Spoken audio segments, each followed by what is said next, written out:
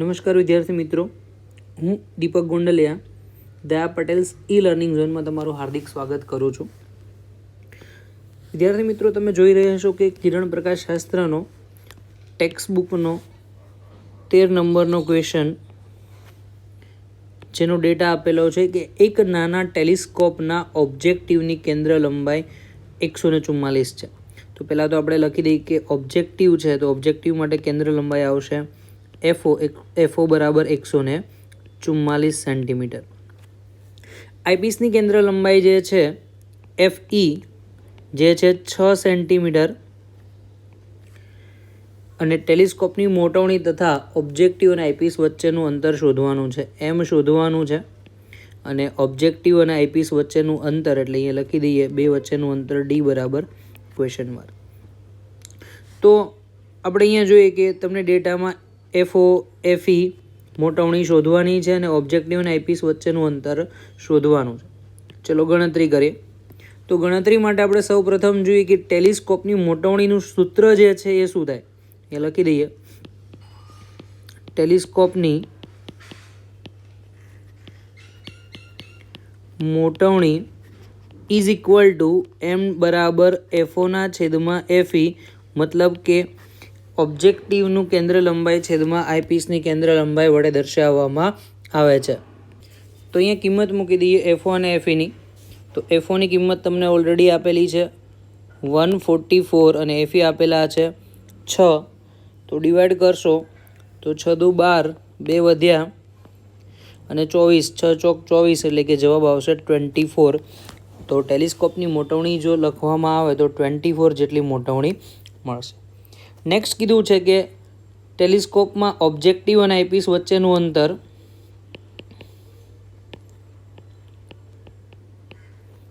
અને આઈપીસ વચ્ચેનું અંતર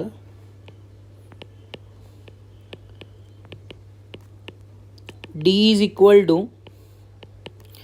FO પ્લસ FE જેટલું થશે. બેઝિકલી હું તમને નાના એવા કોન્સેપ્ટથી તમને એક્સપ્લેન કરું. માની લો કે અહીંયા આ ઓબ્જેક્ટિવ છે, આ આઈપીસ છે ટેલિસ્કોપની અંદર. તો આની કેન્દ્ર લંબાઈ જે છે અહીંયા સુધી આવતી હશે FOની, આટલી કેન્દ્ર લંબાઈ આવતી હશે FEની. આમ બંનેનો સરવાળો કરશો એટલે કે ઓબ્જેક્ટિવ અને આઈપીસ વચ્ચેનું અંતર મળશે. તો FO પ્લસ FE, FOની કિંમત તમને ઓલરેડી આપેલી દીધી છે 144 અને FEની કિંમત જે છે 6, એટલે જવાબ આવશે 150 સેન્ટીમીટર. ઓકે, એના પછીના ક્વેશ્ચનમાં જોઈએ. એક વેધશાળામાં આવેલ વિશાળ વક્રીકારક ટેલિસ્કોપમાં ઓબ્જેક્ટિવ લેન્સની કેન્દ્ર લંબાઈ 15 છે. તો પહેલાં જ ડેટા લખી નાખીએ.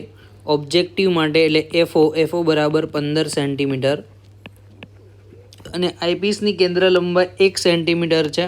તો અહીંયા લખી દઈએ કે આઈપીસની કેન્દ્ર લંબાઈ FE બરાબર 1 સેન્ટીમીટર અને કોણીય મોટવણી શોધવાની છે એમ. તો વિદ્યાર્થી મિત્રો, કોણીય મોટવણી કઈ રીતે શોધી શકાય? તો સિમ્પલ તમને અહીંયા આપણે જે પ્રીવિયસ થિયરીમાં જોયું હતું કે બંનેની કેન્દ્ર લંબાઈ જે છે એ કેન્દ્ર લંબાઈનો ગુણોત્તર એ જ તમારી કોણીય મોટવણી મળશે. તો લખી દઈએ કોણીય મોટવણી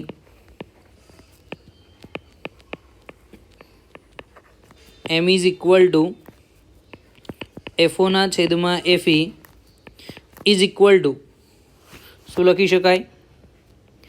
15ના છેદમાં 1, પણ 1 જે આપેલું છે સેન્ટીમીટર અને 15 છે મીટરની અંદર. આપણે એક મિસ્ટેક થઈ ગઈ, 15 મીટર છે, અહીંયા મીટરમાં લખી દઈએ.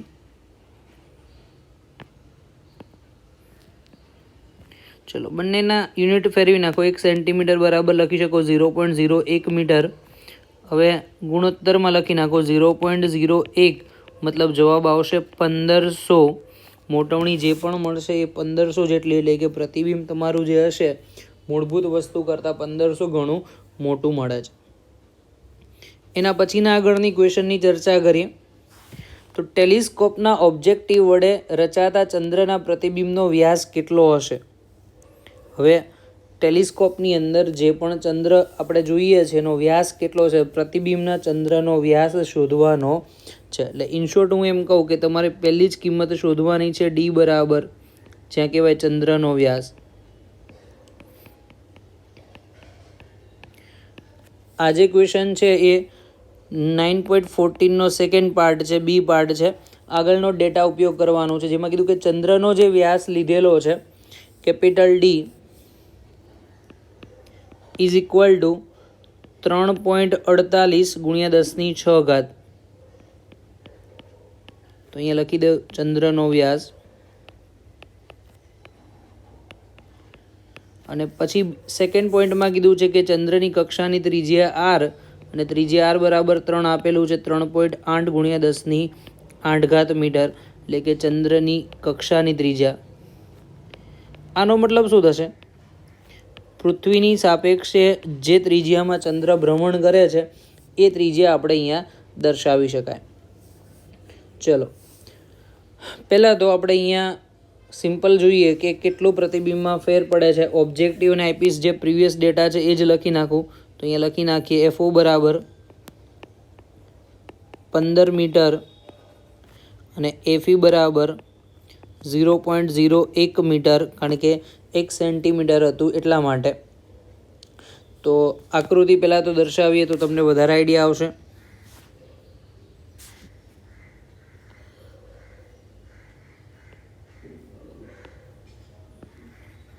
માની લો કે અહીંયા ચંદ્ર છે, આ બાજુ કોઈક લેન્સ બનાવીએ છીએ. ચંદ્રમાંથી આવતા પ્રકાશના કિરણો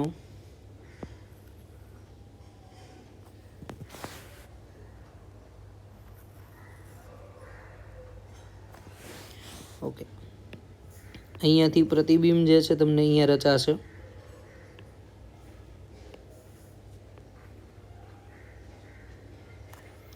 આવું કંઈક પ્રતિબિંબ અહીંયા મળતું હશે, ચંદ્રનું પ્રતિબિંબ. તો ઓબ્વિયસલી તમે જોઈ શકો કે ચંદ્ર અહીંયા કંઈક ખૂણો બનાવેલો છે આલ્ફા, સેમ એટલો જ ખૂણો અહીંયા બનાવશે. તો બંને બાજુ સિમ્પલ આપણે ખૂણો દર્શાવી શકીએ છીએ. હવે આ જે છે ચંદ્રની ત્રિજ્યા આર કહી દો, તો અહીંયા બી આ ત્રિજ્યા જે છે એ આર જેટલી થશે. તો ખૂણો શોધવા માટે આપણે શું કહી શકીએ? તો ખૂણો બરાબર આટલું અંતર, આ જે અંતર છે અહીંયાથી દર્શાવીએ આટલું, તો જેને ચંદ્રનો વ્યાસ કહેવાય. તો ખૂણો બરાબર વ્યાસ ભાગ્યા ત્રિજ્યા. તો અહીંયા લખી દઈએ કે આલ્ફા બરાબર ચંદ્રનો વ્યાસ છેદમાં ચંદ્રની કક્ષાની ત્રિજ્યા. ઓકે, ચલો. તો હવે આ સમીકરણમાંથી તમે લખી શકો કે ચંદ્રનો વ્યાસ જે આપણે લીધેલો તો ઓલરેડી તમને આપેલો છે, ડી વડે દર્શાવવાનો છે, એ શોધવાનો છે. બરાબર. ચંદ્રના પ્રતિબિંબનો વ્યાસ જે છે, ચંદ્રના પ્રતિબિંબનો વ્યાસ. ઓકે, આપણે અહીંયા ડી નહીં આવે, કેપિટલ ડી આવશે. અહીંયા ભૂસી નાખીએ, અહીંયા લખી નાખીએ કેપિટલ ડી, જે ઓલરેડી તમને આપેલો છે, છેદમાં ત્રિજ્યા આર, સમીકરણ નંબર 1. ચલો, એવું જ સમીકરણ તમે જોઈ શકો કે બાજુમાં પણ મળે છે, આલ્ફા બરાબર. હવે આલ્ફા બરાબર એ સમીકરણ માટે જુઓ તો આ પ્રતિબિંબ હંમેશા ક્યાં મળે? અનંત વસ્તુ એ આવેલી હોય તો વસ્તુનું પ્રતિબિંબ હંમેશા FO ઉપર મળશે. FO મતલબ કે જે ઓબ્જેક્ટિવ છે એની કેન્દ્ર લંબાઈ ઉપર.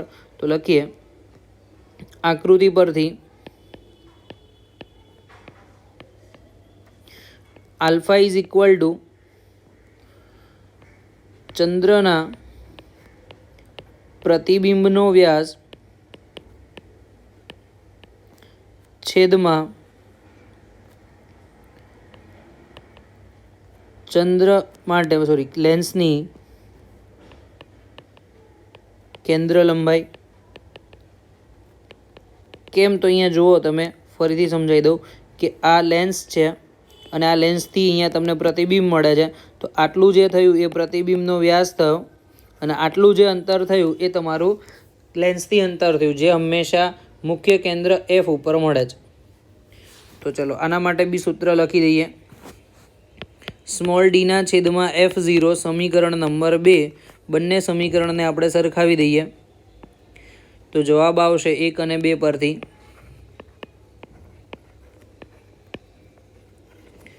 કેપિટલ ડીના છેદમાં આર ઇઝ ઇક્વલ ટુ ડીના છેદમાં FO મારે સ્મોલ ડી જોઈએ છે, તો D into FO divide by R. ચલો, ડીની કિંમત તમને ખબર જ છે કે કેપિટલ ડી કેટલો મળે છે, તો કિંમત મૂકીએ અહીંયા 3.48 ગુણ્યા 10⁶ F0 જે છે એ તમને 15 આપેલો છે, અને ત્રિજ્યા આર છે, કક્ષાની ત્રિજ્યા એ તમને આપેલી છે 3.8 ગુણ્યા 10⁸ મીટર.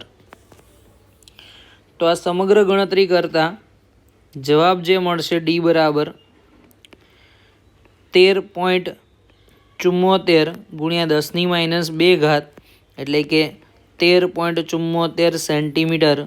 મતલબ કે જે બી પ્રતિબિંબ મળશે, પ્રતિબિંબનો વ્યાસ તમે જોશો તો 13.74 સેન્ટીમીટર જેટલો મળશે. આગળ જોઈએ, ક્વેશ્ચનમાં કીધું છે અરીસાના સૂત્રનો ઉપયોગ કરીને અંતર્ગોળ અરીસા માટે એફ અને 2Fની વચ્ચે વસ્તુને મૂકવામાં આવે તો સાચું પ્રતિબિંબ 2Fથી દૂર મળે છે. જે મેં તમને ઓલરેડી કીધું હતું કે યુ બરાબર જો એફ અને 2Fની વચ્ચે હશે તો પ્રતિબિંબ વી હંમેશા 2Fથી દૂર, એટલે કે સીથી દૂર, અને સી અને ઇન્ફાઇનાઇટની વચ્ચે. આવું મેં તમને ઓલરેડી કીધેલું હતું. ચલો, તો આના માટે આપણે સાબિતી જોઈએ. તો સાબિતી માટે અરીસાના સૂત્રનો ઉપયોગ કરવાનો છે. તો પહેલાં આપણે લખી નાખીએ અરીસાનું સૂત્ર.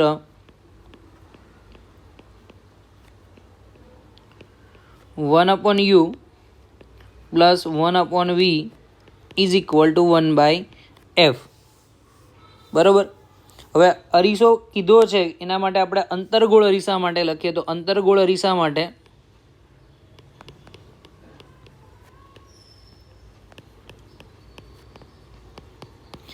એફ બરાબર <0, એટલે કે ઋણ મળશે. એફની કિંમત જે પણ મળશે એ કેવી આવશે? ઋણ મળશે. અને વસ્તુની કિંમત તમારે લેવાની થશે એફ અને 2Fની વચ્ચે. બરાબર. તો આપણે અહીંયા લખી નાખીએ કે યુ જે છે એફ અને 2Fની વચ્ચે, અને એ પણ કિંમત કેવી મળશે? તો જવાબમાં આપણે લખીશું ઋણ. કેવી કિંમત મળશે? ઋણ. ચલો, તો સિમ્પલ આપણે કેલ્ક્યુલેશન કરીએ, યુની કિંમત સરખાવી શકીએ. તો 2F u f, યુની કિંમત જે છે મેક્સિમમ કેટલી લેવાની? 2F સૌથી મોટામાં. તો 2F u f વડે તમને દર્શાવેલ છે. ચલો, તો આમાં એનું વ્યસ્ત પ્રમાણ દર્શાવી શકો. તો વ્યસ્ત પ્રમાણમાં શું થશે? આ જે સમીકરણ છે એ સમીકરણનું વ્યસ્ત પ્રમાણ દર્શાવો તો શું થશે? 1/2F 1/u અને 1/f આવું લખાશે. ચલો, આ સમીકરણ તમે લખો છો તો એ સમીકરણ માટે તમે વ્યસ્ત લખશો એટલે સંજ્ઞા પદ્ધતિ બદલાઈ જશે, અને સંજ્ઞા પદ્ધતિમાં આવું થઈ જશે. લેસ ધેનનો જે સિમ્બોલ હતો એની જગ્યાએ કયો સિમ્બોલ થઈ જશે? ગ્રેટર ધેનનો સિમ્બોલ આવશે. ઓકે, હજુ નેક્સ્ટ વસ્તુ વાત કરીએ કે આપણે દરેક સ્ટેપને ઋણ સંખ્યા વડે ગુણી નાખીએ. દરેક સ્ટેપ છે એને શેનાથી ગુણવામાં આવશે? ઋણ સંખ્યા વડે. તો માની લો કે આપણે આને ઋણ સંખ્યા વડે ગુણી દો તો -1/2F -1/u અને -1/f. હવે જો ઋણ સંજ્ઞા વડે ગુણો તો મૂલ્ય બદલાઈ જશે, અને મૂલ્ય બદલાઈ જશે તો ફરીથી પાછું આ જે લેસ ધેન અને ગ્રેટર ધેનના સિમ્બોલ છે ચેન્જ થઈ જશે. આવી રીતે આવશે. તો -1/2F લેસ ધેન -1/u અને લેસ ધેન -1/f. ઓકે, હવે આ પદની અંદર આપણે વી શોધવાનું છે. તો બાજુવાળા સ્ટેપની અંદર આ જે સ્ટેપ છે અહીંયાથી આ એ સ્ટેપની અંદર 1/v ને સૂત્રનો કરતા કરીએ તો જવાબમાં આવશે કે 1/v is equal two 1/f -1/u 1/f -1/v. તો ચલો, આ જ સેમ સ્ટેટમેન્ટમાં આપણી પાસે આવું સ્ટેટમેન્ટ લાવવું હોય અહીંયાથી તો મારે 1/f એડ કરવાની જરૂર પડે. તો મૂકી દઈએ. માટે 1/f -1/2F less than 1/f -1/u less than 1/f plus અહીંયા માઇનસનો સિમ્બોલ છે -1/f.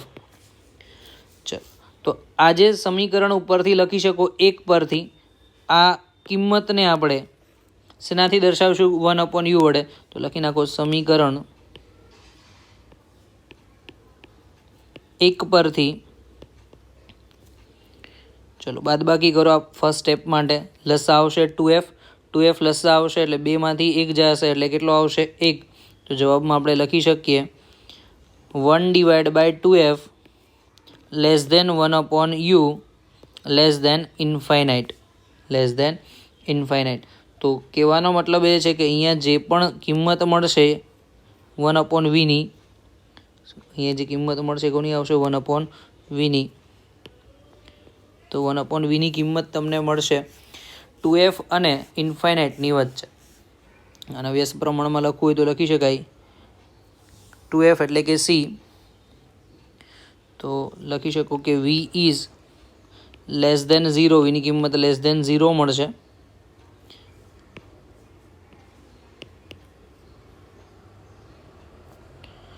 અને જે 2f અને ઇન્ફાઇનાઇટની વચ્ચે આવશે.